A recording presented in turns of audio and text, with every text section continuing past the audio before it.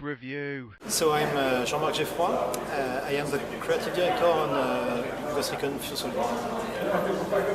So we've just gone hands-on with the co-op mode, which I understand you've had been doing a lot of work on. Yeah. Can you talk us through what we're going to be able to experience when we finally get our hands on Ghost Recon? So in terms of co-op.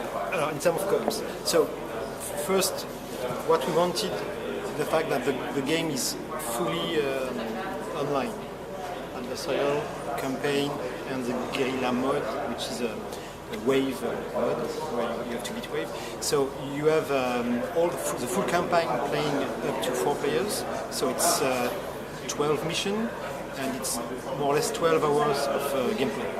So you can play with your friend. It's a private online. I mean, it's a friend list online. And what is cool, according to me, that the experience when you are playing co-op is not exactly the same than when you are playing solo. I mean, it's not only because you can play with friends. It's also the way the game is not exactly the same. For one reason, for one stupid reason, which is not stupid actually, but one reason is the coordination. The game is focused on coordination, really. We wanted the co-op to be not a solo adventure of four guys, but really a team of 4 ghosts. So it means that when you are playing with your friends, when you have to coordinate yourself with your friend, you have some mission where you need to be stealth. If you break your stealth, it's game over.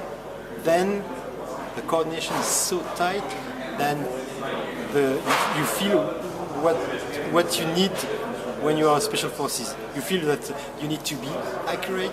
You need to coordinate yourself really, really well. Otherwise, you lose. So instead, when you are in solo, the coordination is less difficult because it's AI. So the AI is working very well, and the fight is maybe tougher when you are in solo because the AI could be less efficient than a human being. Sure. So to get that kind of feeling and to understand that as a game developer, do you do a lot of team building within the studio and go away for like SAS days and things like that? Yes, but actually there's several. First, we have an advisor, so it's former Navy SEALs and some guys, some ranger and special forces that are coming from Fort Bragg, which is very close to Redstone. So it was very important to have them working with us. But what was cool, we have made also a boot camp with those guys, and it was interesting because it was, physically speaking, it was pretty tough, and they were showing us how they are efficient and, more than efficient. You have a goal, all the means are acceptable to reach a goal.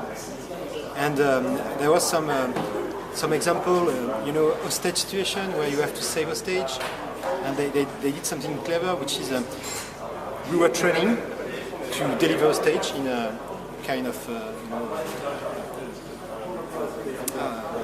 paintball area. So we were training to rescue this stage, and they asked us to go far to take some rest.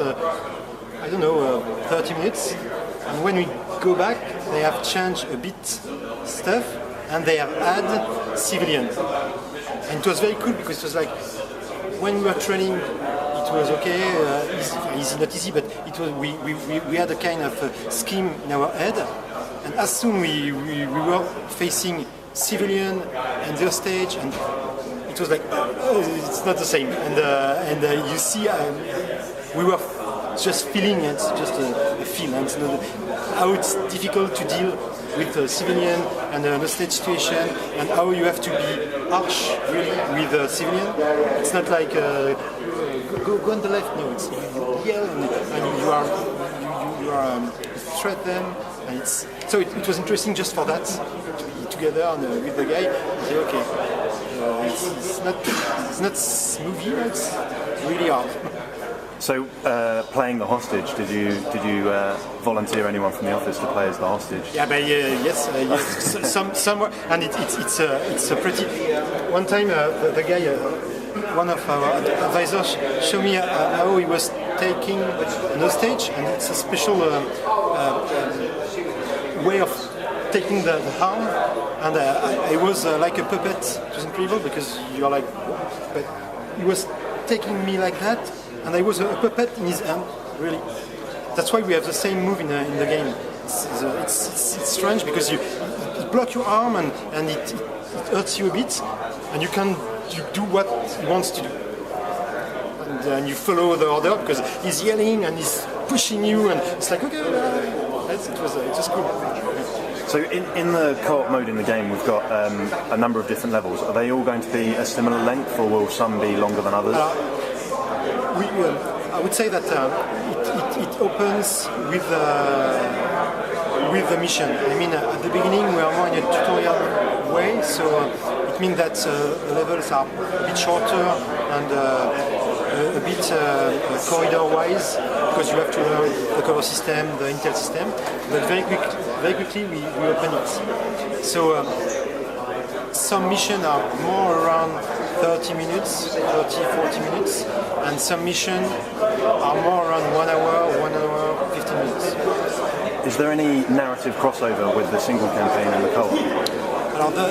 There's no real narrative crossover, but you will, in the adversarial, you will go in, some levels are at the same place as the campaign, so you will go in Nigeria, Zambia, this kind of place, and you will have the two big factions, so the Ghost, obviously, and the Bodark.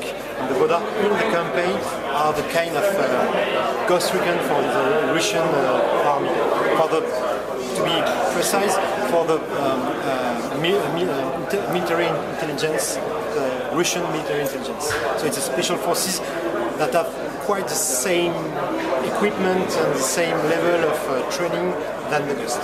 Sure. Other games that have come out recently have had co-op modes in them, most notably sort of Mass Effect, their online system, and Battlefield, as well as Call of Duty to a certain extent.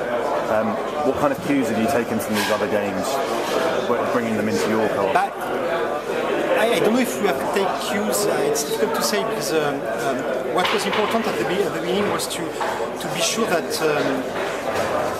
the gameplay system, the mechanics were playable for players, humans. I would say it was really the first layer, saying, okay, that's why we don't have an order system. I was explaining it before.